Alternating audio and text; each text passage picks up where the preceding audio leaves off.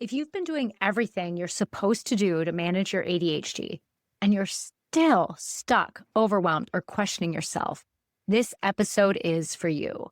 Today, we're talking about the invisible obstacles that make your ADHD worse, the kind that hide under perfectionism, people pleasing, or an overloaded plate, but actually stem from old wounds, fear of judgment, and deep self doubt you may not even realize you're carrying.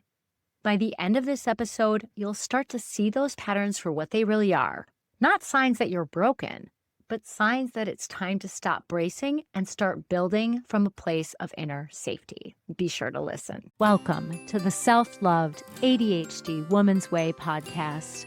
I'm your host, Jen Barnes. If you're an ADHD woman entrepreneur, ADHD adjacent, or ADHD-ish, you've come to the right place. We'll dive deep into the unique challenges you face, from the inner turmoil to the outer obstacles. We'll blend neuroscience, IFS, and somatic healing, and explore practical strategies to help you navigate the world of entrepreneurship with ADHD with greater ease and effectiveness. I'm glad you're here. Hey, it's Jen. I'm so glad you're here. Before we get into it, I want to take a moment to celebrate. This is our 100th episode, which means you have stuck with me over 100 weeks.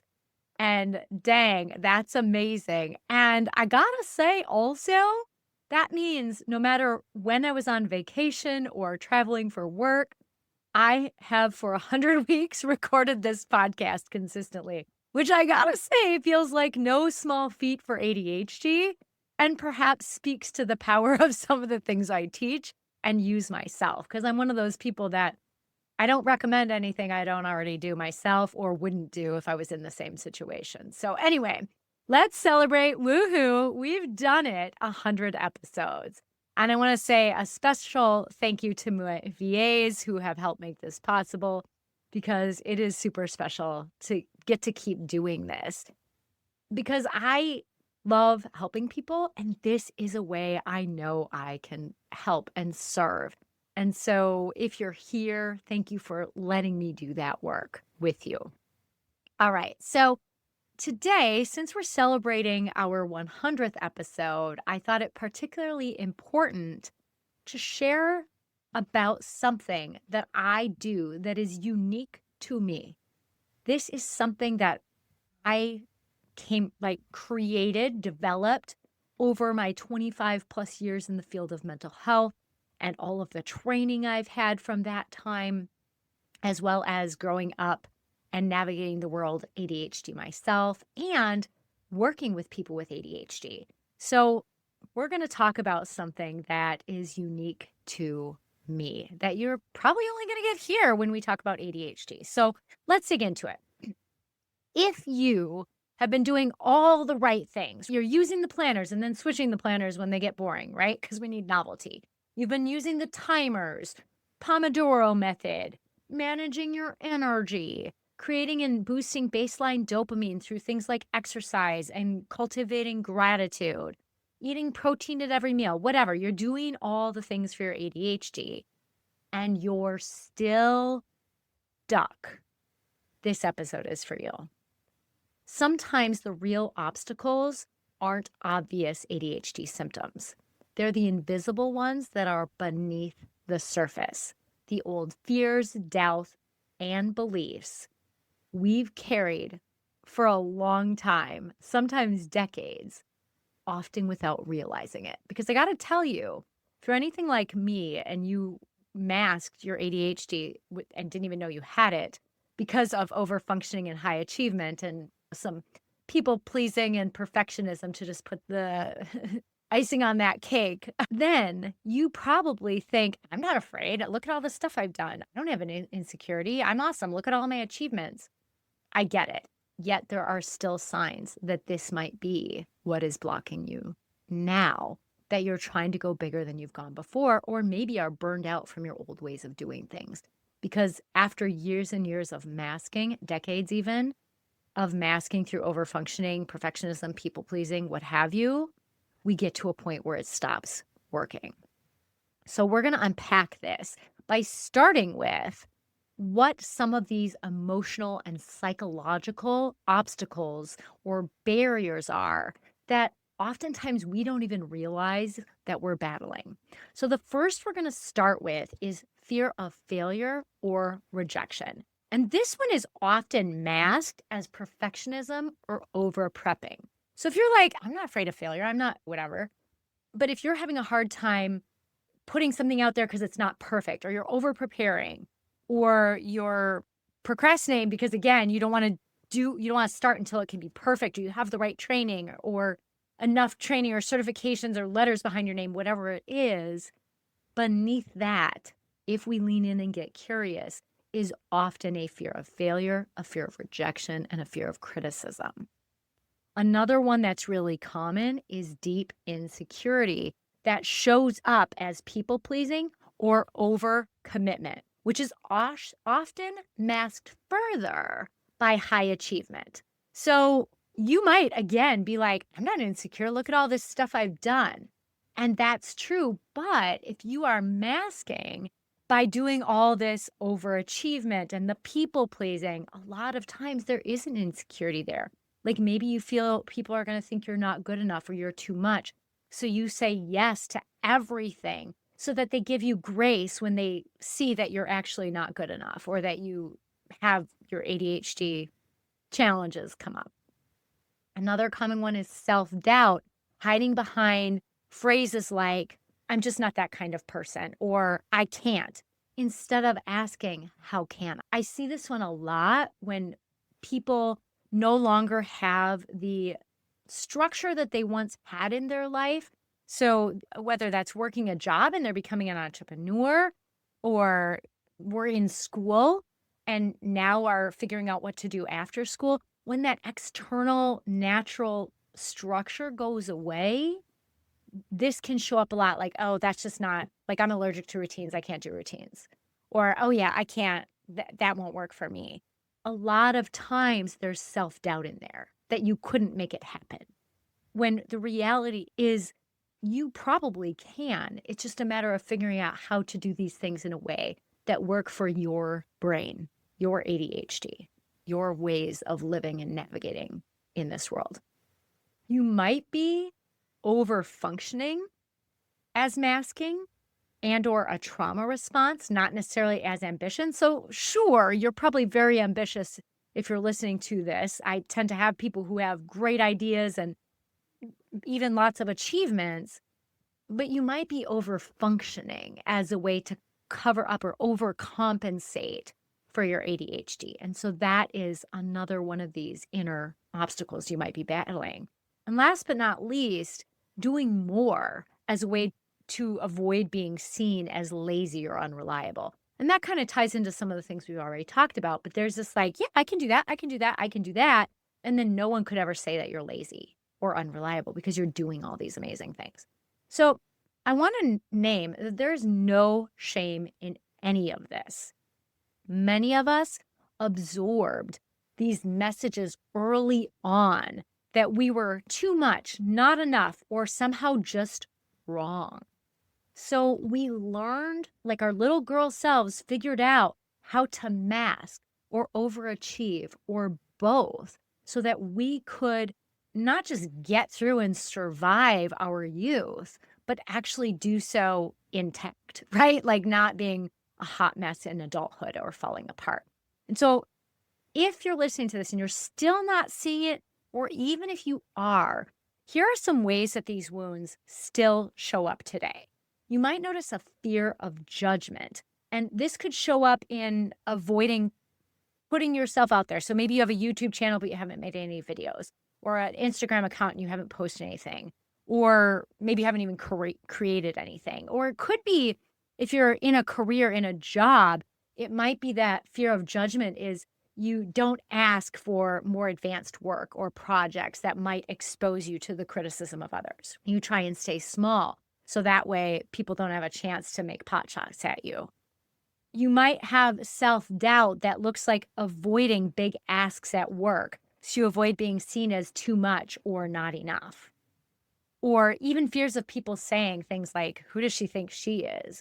Which is kind of like that hidden imposter syndrome, like this fear of being found out. Like, oh my gosh, they're going to figure out that everything is just holding on by a very thin thread that's thinner than even you want to admit.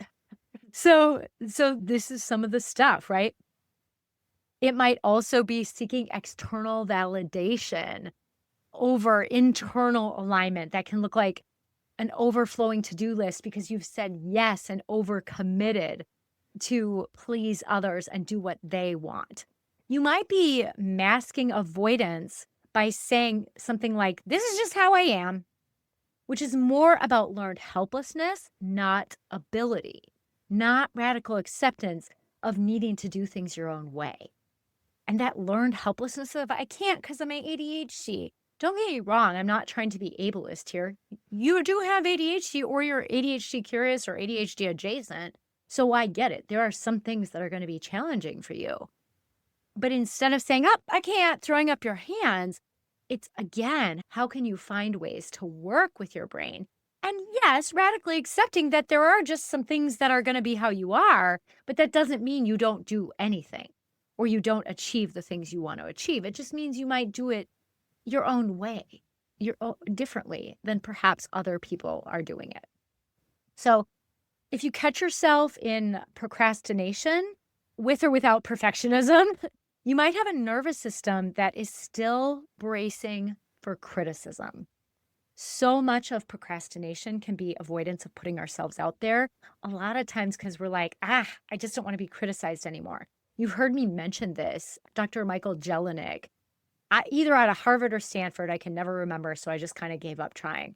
But he's a psychiatrist, child psychiatrist, and he has noted that by age 10, starting at school age, by age 10, ADHD kids, whether we know we have it or not, he estimates receive 20,000 more negative, critical, or corrective comments than their non-ADHD peers. And if you're like, well, I didn't get criticized, number one, I would say, are you sure?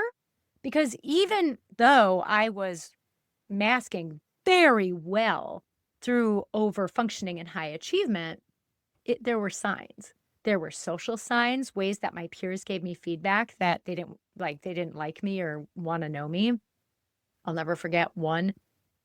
We were at this on recess and I was 6 years old and she took me aside and she was like, yeah, Jenny, I think it's time our friendship came to an end. And I don't remember what the else she said, but it was like this very serious comment or conversation, or, well, it wasn't a conversation. She was telling me. So I guess it was a comment, a long comment, series of comments about how I wasn't good enough to be her friend at 6. So we get that. Or for me, yeah, my grades were always great. I was always told I was conscientious because I was terrified of not being on top of things in my Catholic school, which made me develop ability to do structure and strategies. Great. However, that didn't turn into an anxiety disorder later. And I also had ways that it came out. Every report card I had said, she talks too much. She's got to stop interrupting. Her locker's too messy.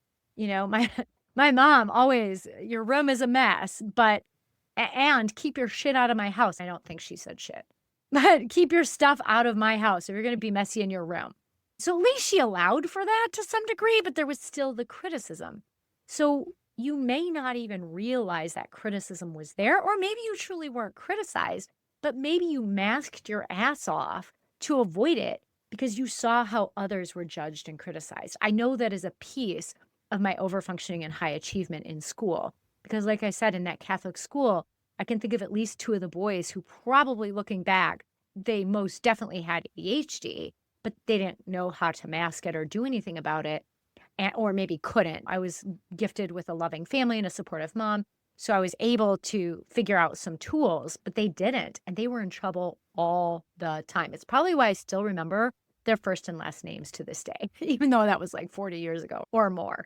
So there may have been ways that criticism was there. And so your nervous system may still be bracing for it in some way. Even if you didn't receive it, even if you witnessed it, you still may be trying to avoid it. And what if it's not that your strategies aren't working anymore, but that they're being blocked by all of this emotional residue that hasn't been cleared? What if it's like, instead of seeking constant strategies like, oh, that one didn't work, that one won't work, that one won't work, instead saying, first of all, strategies only work for a while, then we have to switch it up because our brains like novelty. And there's brain stuff that I talk about in other episodes to understand that. But there's also these emotional and psychological pieces that are contributing to the problem. It's not just about the strategy. That oversimplifies the problem because you weren't raised in a vacuum. You didn't grow up with ADHD in a neurotypical world not designed for your brain without also being present in that world and being exposed to how people experience you and the ways that they communicated verbally or non-verbally about that. So if this hits home, it's important to acknowledge that these strategies, these ways of masking, people-pleasing, perfectionism, were a way that parts of you developed to protect you. They were just trying to help you do the best you could in the environment you were in at the time. But the problem is, these strategies are no longer working. So whether, you're burned out or the people pleasing isn't working because you figure out that people don't actually like you, they just like what you do for them. So you feel like you don't really have any reciprocal relationships, or maybe you don't feel like you even know yourself because you've been masking so much. These are signs like this isn't working anymore. So then the question becomes, what can you do about it? And first, I'm always going to say, you got to regulate your nervous system. This one is so essential. And you've heard me say it. I'm going to say it again. If you've been listening, if this is your first episode, then you're going to hear me say it the first time. And whether you have ADHD or not, when your nervous system is dysregulated, and what I mean by that is you're in your fight or flight response, your freeze response, or your shutdown response. When that's going on, your brain, your body's only priority is survival. So it doesn't matter if you can have that conversation with your boss about getting a promotion, or do that special project at work, or put out a podcast. Like, you're not going to be able to do any of that because your brain isn't like, oh, that's important. No, your brain is like, we have to live right now. So if you're struggling to get stuff done, one of the inner obstacles that you may not be seeing is a dysregulated nervous system. So always a piece of this work is doing something to get regulated. And if you're like, how, Jen? Well, I talk about this in all of my content, so you can check it out. There's a lot of YouTube videos on my channel about it. It's at Jen Barnes, Barnes, like Barnes and Noble, no relation. But you can check it out. There's lots of ones on nervous system regulation there. It's also something I teach in my program, is how to regulate your nervous system. Because when you can regulate, which is important, if you're shut down versus fight or flight, it's going to be a different way of doing it. But when you can learn to regulate, you'll be able to get yourself to focus in the moment and do what you need to do. And further, it's going to be essential to work with these inner emotional obstacles, which really means working with the parts of you that are stuck in the past. Because here's the truth. And as much as I'm not a fan of Bessel van der Kolk's personality, his research is solid. It is true that the body keeps the score. Whatever has happened to us throughout our life is held in our body unless we have done something to release it. So if you have some of these old wounds that we've been talking about, or old patterns, there are parts of you that do not know that it is 2025 or whatever year you're listening to this, that you are your current age when you're listening to this, or that even bigger than that, you are more than just your body and mind, that you are that inner light, that inner divinity, if you will, that resides within, that inner consciousness. And that is the core of who you are, that self with a capital S.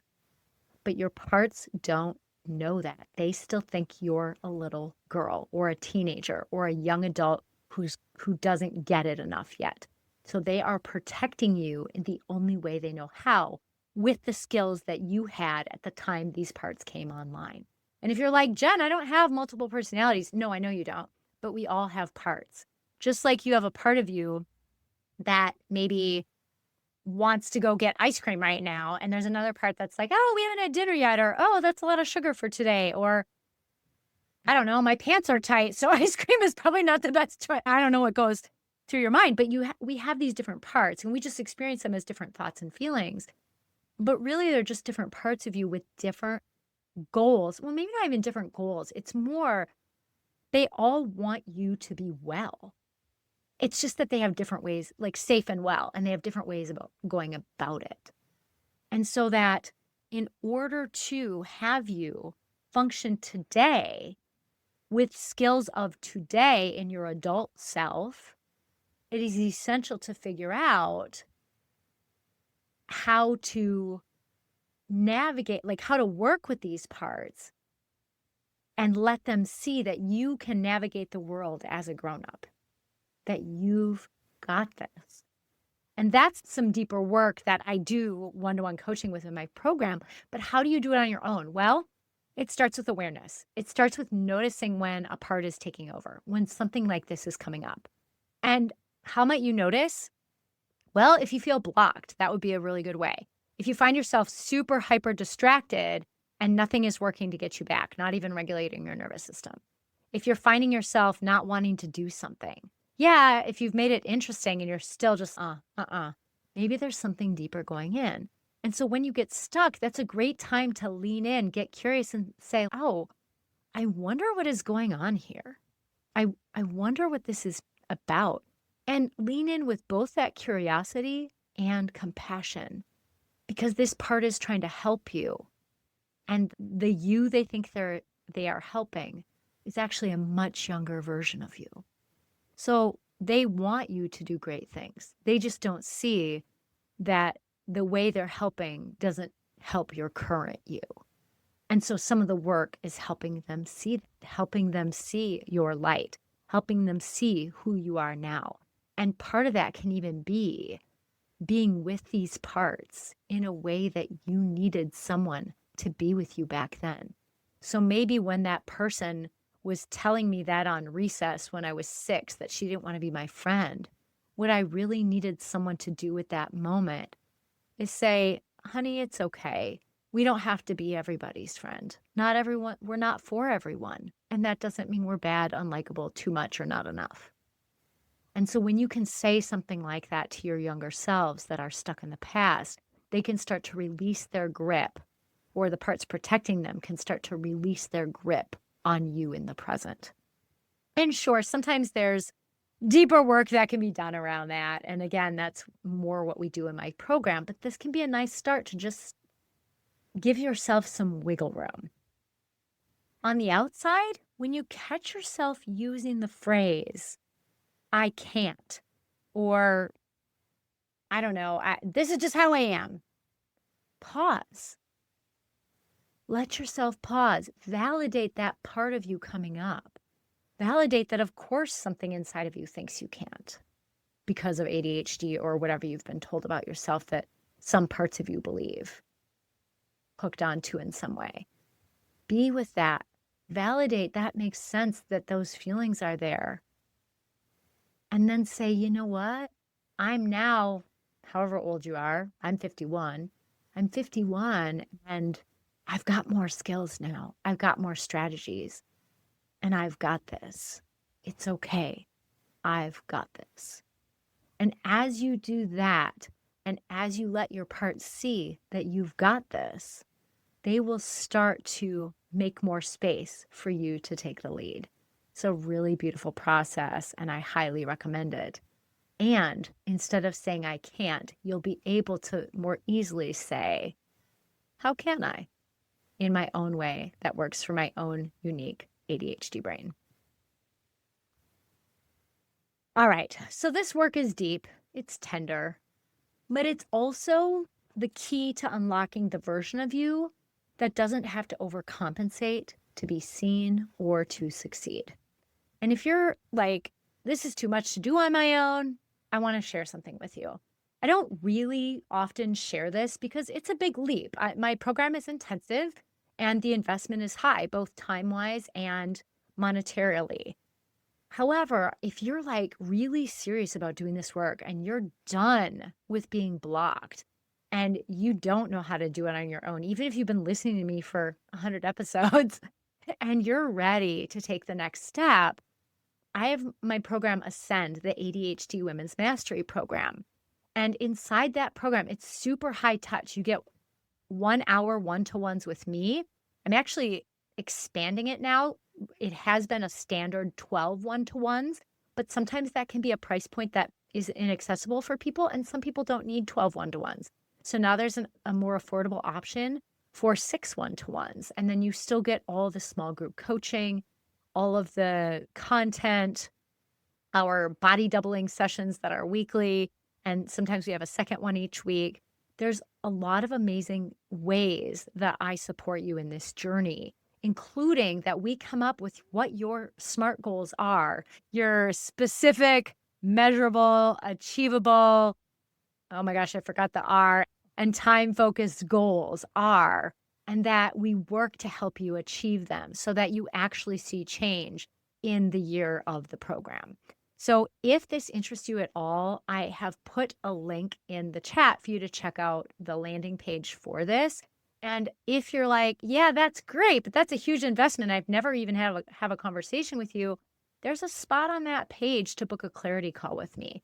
And we can have a conversation and see if I'm a fit for you and if you're a fit for our program, because I'd love to have you there. So, all right, y'all, happy 100th episode. Thank you for being here. If you're not following or if you're watching us on YouTube, subscribed, hit that follow or subscribe button, do the like.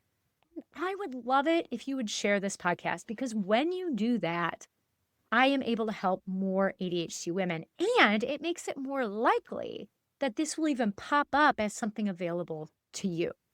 So please like, share, subscribe, whatever you need to do, and I'll see you in the next episode. Take care.